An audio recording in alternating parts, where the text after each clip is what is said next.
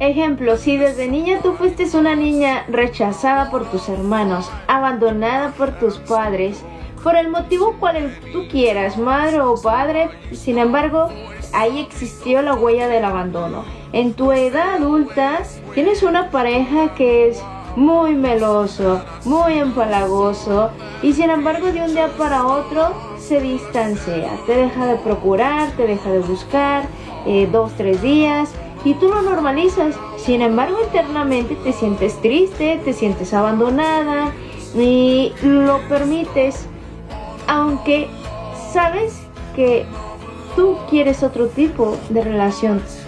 Eso a ti no te gustaría. Sin embargo, te das cuenta cómo brinca tu pasado a tu vida adulta y lo que te espera en el futuro. Ok, el método Fénix, aquí vas a detectar muchas cosas de este tipo. ¿Te interesa?